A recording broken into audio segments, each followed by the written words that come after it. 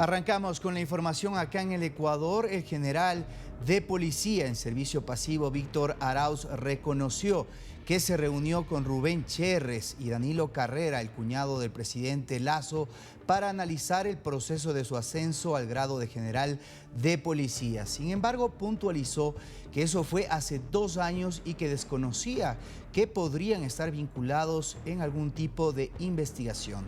Arauz habría solicitado una reunión con el presidente Guillermo Lasso, por lo que habría acudido donde su cuñado para concretarla. ¿Qué le dijo a usted el señor Carrera? Sí, efectivamente él me dijo, sí, yo voy a hablar con Guillermo para ver si hay la posibilidad de que te reciba. Entonces, producto de eso se acabó la reunión y lo que le pedí fue, como le dije a usted, Anderson, el apoyo político, porque políticamente me estaban a mí poniendo trabas para yo ascender. Y Danilo Carrera me dijo que el señor presidente tenía algunas inquietudes, algunas situaciones que la comandante general le había dicho y que se había puesto un poco difícil poder ayudarme.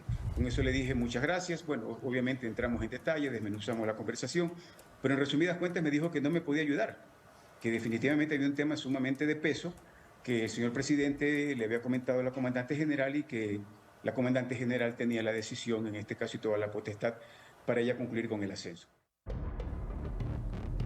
Como contexto, el día de ayer ustedes conocieron que el medio digital La Posta presentó en la Asamblea Nacional un informe realizado por la Policía Nacional que señalaron fue archivado.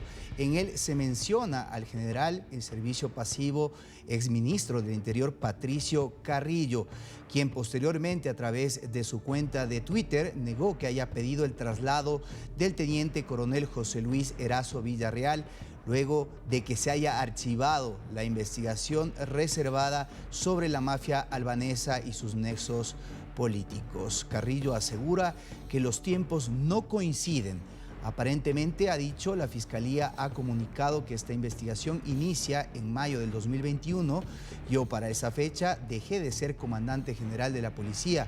Fui comandante hasta el 23 de marzo del 2020, aseguró el exministro. El oficial Erazo habría sido sacado de la oficina relacionada con las escuchas de la Dirección Antinarcóticos por orden de Carrillo, según la información del medio digital La Posta. Carrillo estuvo en la cartelera del Ministerio del Interior desde el 30 de marzo hasta el 23 de septiembre del 2022. Y se encuentra con nosotros el exministro Patricio Carrillo para brindarnos su versión no solo de este tema, sino también sobre un juicio político que fue calificado el día de ayer en la comisión respectiva en la Asamblea Nacional. Exministro, le quiero agradecer siempre su presencia acá en DNews para dar cuenta de este tema muy relevante para la sociedad ecuatoriana y por supuesto también este juicio político. Quisiera iniciar por ahí. Se calificó en la comisión legislativa este juicio político para que pase al Pleno. ¿Cuál es su primera reacción al respecto, exministro? Muchas gracias a todos quienes nos están escuchando a través de DNews y a ustedes por la invitación. Mire, yo creo que en el Ecuador lastimosamente no estamos mirando esta forma antidemocrática de hacer política. Lastimosamente yo soy un convencido de que la economía ilegal, la economía criminal, ha cooptado tanto el espacio estatal que está compitiendo ya con el gobierno. Es un gobierno criminal que empieza a sobreponerse sobre el Estado. Y ahí, si no formamos una gran cohesión social, lastimosamente iremos mirando cómo nos vamos fragmentando más, utilizando esta forma de decir medias verdades, medias mentiras y ahí llegar a un uso estratégico de la confusión y a través de este uso estratégico de la confusión deslegitimar muchas de las actividades. Efectivamente, ayer la comisión calificó el juicio político, eso tendrá que pasar al Pleno. En el Pleno me imagino que una amplia mayoría parlamentaria que ahora existe entre todos aquellos que se oponen realmente a que el Ecuador democráticamente pueda salir de las crisis, llegarán a un consenso igual y ya el destino está marcado. De hecho, ¿Usted piensa que lo van a sancionar? Yo, de hecho, ya no soy funcionario público, no me preocupa eso. Lo que me preocupa es créame que no hay un entendimiento y me preocupa muchísimo que la sociedad ecuatoriana no aprenda a distinguir la verdad de la mentira, los hechos de las ficciones. A mí se me acusa ¿de qué? Se me acusa de la crisis de inseguridad. En 5 meses yo debía resolver problemas absolutamente estructurales y también exacerbados por un virus a nivel mundial que afectó.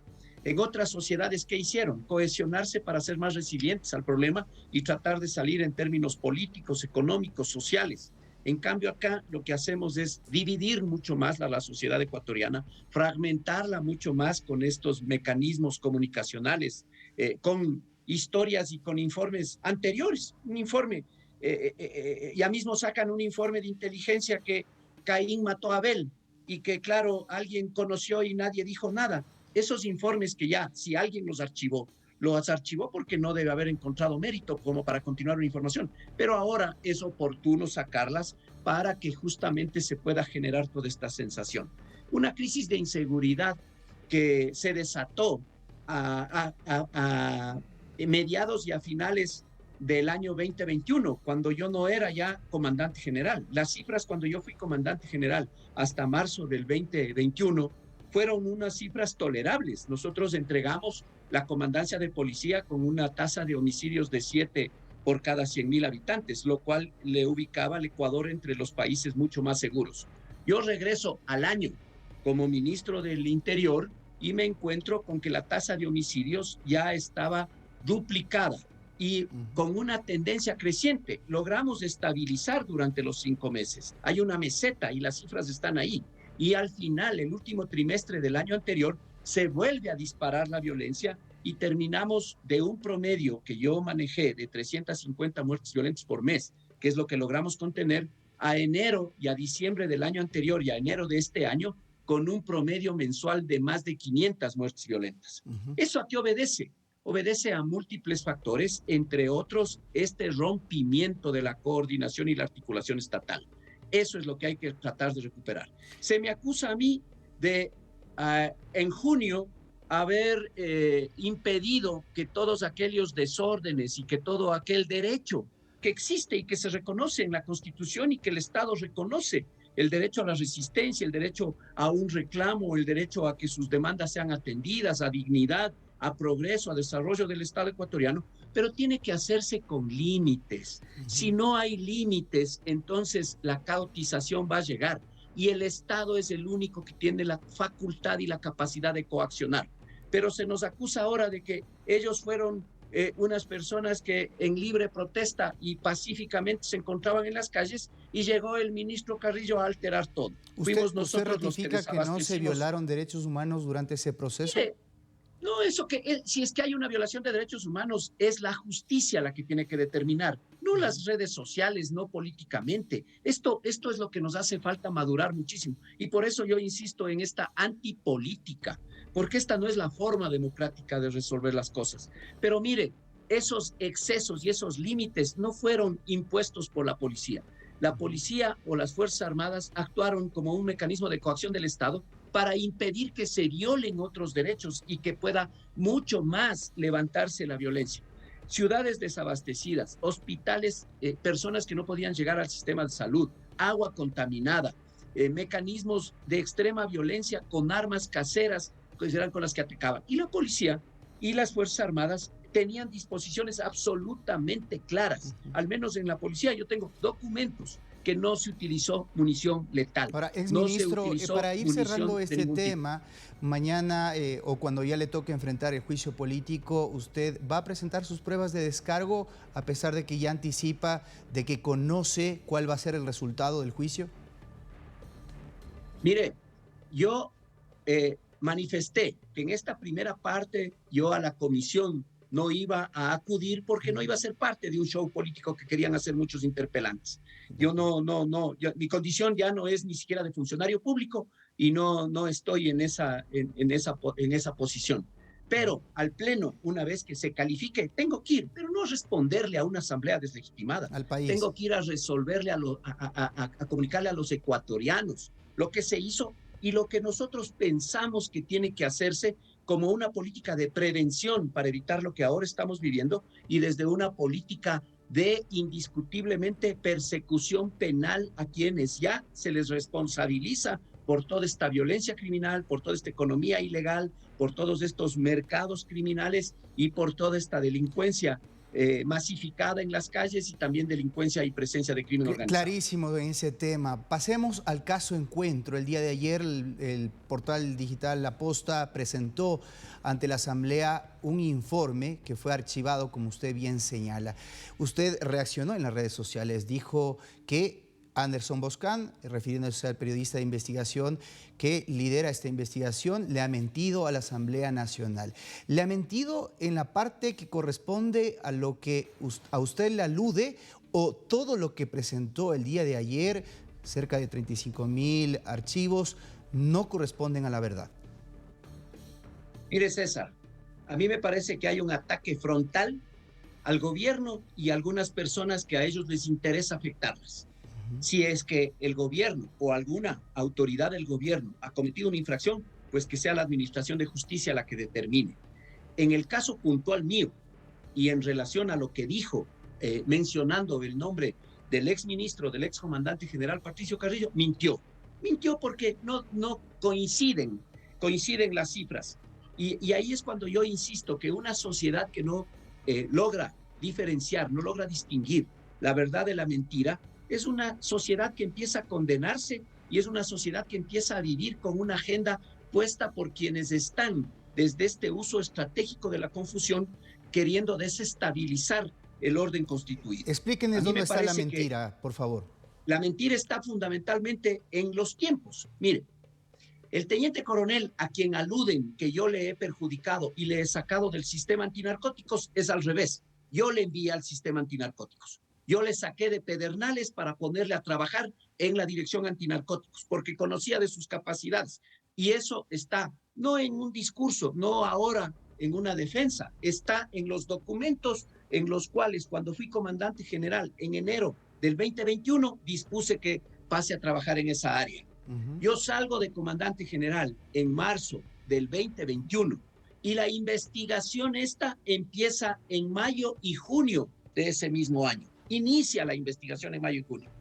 Y el investigador determina las responsabilidades que dice ese informe aparentemente, y esa información en octubre se termina porque aparentemente no tenía mayor visión o posibilidad de crecimiento. Las autoridades de ese tiempo determinan que ese caso sea ya por parte de la policía archivado. Y en octubre es trasladado este oficial a cumplir otras nuevas funciones, cuando yo ya no ejercía la función de comandante general. Y si seguimos en la línea de tiempo, a enero el comunicado de la Fiscalía que está ahí presente determina que en virtud de que no encuentran elementos de convicción, se archiva el caso. Archivan en enero del 2022. En enero del 2022, este oficial ya se encontraba 3 meses trabajando ahí, pero yo no era ya funcionario público. Yo regreso al servicio público como ministro el 30 de marzo del 2022. Y entonces, a esa fecha ya no había caso y tampoco entendemos. Yo creo que es importante. En marzo usted ya era ministro del Interior, Yo ¿verdad? era ministro el 30 de marzo. El 30 de marzo del 2022 yo ya fui ministro. Ahora, pero para esa fecha la Fiscalía ya ese caso lo había declarado archivado porque no encontraban los elementos de convicción. Cuando le consultamos a Anderson Boscan, cuando le consultamos sobre esto que usted está señalando, que en efecto usted desde marzo era ministro del Interior, él lo que señalaba es que usted contribuyó de alguna forma a castigar a esos 14 miembros, trasladándonos fuera del sistema de antinarcóticos. ¿Cuál es su respuesta al respecto de eso? Mire, César, eso es no entender o tratar nuevamente de confundir a la sociedad y no se entiende con qué interés de atacarle a Patricio Carrillo por parte de este grupo, porque tienen clarísimo la línea de tiempo. Mire, ¿cómo opera el sistema? Primero, la Policía Nacional no tiene injerencia sobre la investigación que la dirige un sino fiscal. la fiscalía, así es. Es el fiscal, es el que determina, y la policía es un elemento que contribuye dentro de la investigación. Y luego ya se constituye en una persona que tiene que defender el proceso de investigación o la parte procesal, el peritaje que haya hecho. Exministro, perdón Y ahí, segundo, porque por el tiempo se nos va a concluir el tiempo y quiero una reflexión sobre usted como ex policía, sobre lo que ha dicho el coronel Arauz. ¿A usted no le parece reñido con la ética el hecho de que haya concurrido o solicitar el apoyo de vínculos políticos para propiciar un ascenso que usted sabe que corresponde a un proceso que debe ceñirse a la carpeta del oficial para poder ser promovido a un grado mayor? ¿Qué respuesta puede dar desde el ámbito de la policía a este tipo de comportamientos? justamente a eso iba. O sea, pero permítame solamente terminar lo anterior. ¿Cómo opera la policía en el tema de pases? El ministro no tiene injerencia tampoco en el tema de pases. Es un trámite institucional, operativo, interno, propio de la policía. Y le digo una verdad que está ahí probada.